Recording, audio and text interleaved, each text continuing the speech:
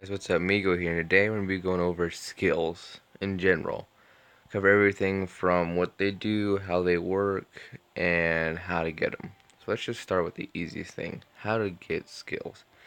So if we open up our fellow menu here and we go to any of them, let's just click Natsu, and we go click the skill tab, you can see that I have four, well, 4 out of the 5. Why do I say 4 out of the 5? Because when you awake Natsu, you get a 5th skill, but that's a different story. So right now on this page I have 3 out of 4, and it says unlock when reaching +5. So every other plus or so, you get a skill and you have to level up. So let's go to one I don't have plus that much. Like let's go to 0, no pluses.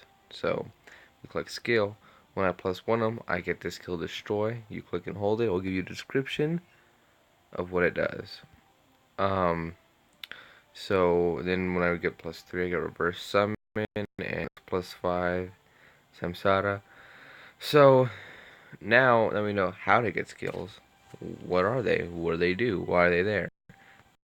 Well, so let's click Natsu because he's the best example for skills. So the first skill is what the when you're fighting, that button does when it lights up yellow and you tap it. If it's not part of a joint attack, that's what it always does.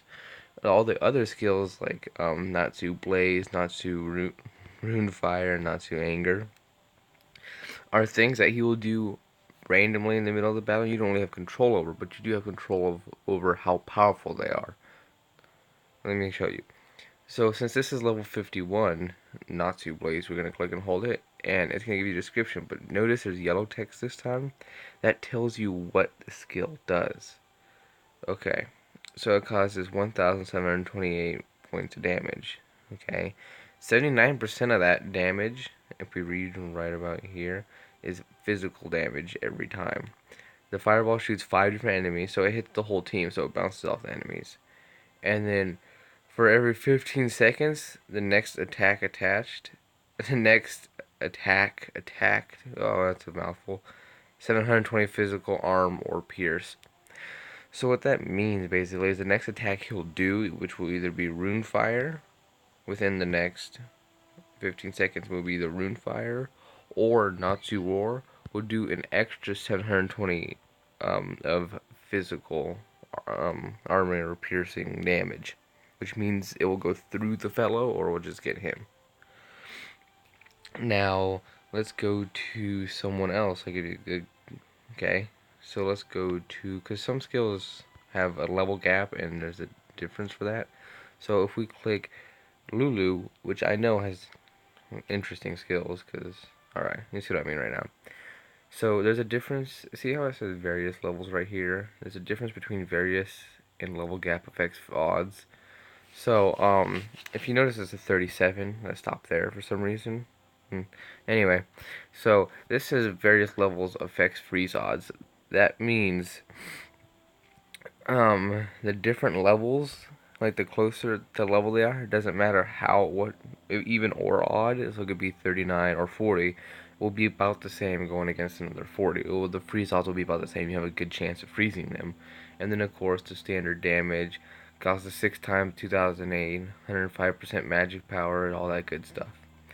Now if we go down to White Tree, you notice it says something different in the parentheses. It says level gap affects freeze odds.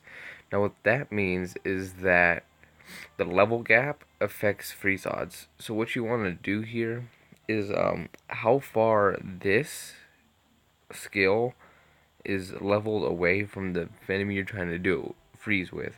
For example, let me give you an example. So if this skill is 37 and I try to use it on a like 45, the freeze odds are significantly lower than if I try to freeze another 37 or a 40. The closer this level is to the enemy's level, the higher the chances of you freezing them.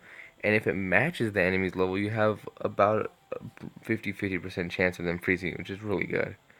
Same goes with absolute zero. Level gap affects freeze odds. So the lower this is compared to the enemies, the less chance you have to freeze them.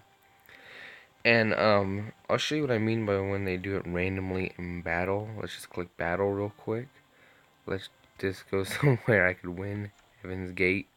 continue fight, and you should see AoE Soul with the washing hand as one of her skills, because I can't control that. But um, it's just a random skill at a point. Like the pill she throws is random. The only thing I have control over is when she does the shield for the fellows. I don't know if you saw it, but there's another pill.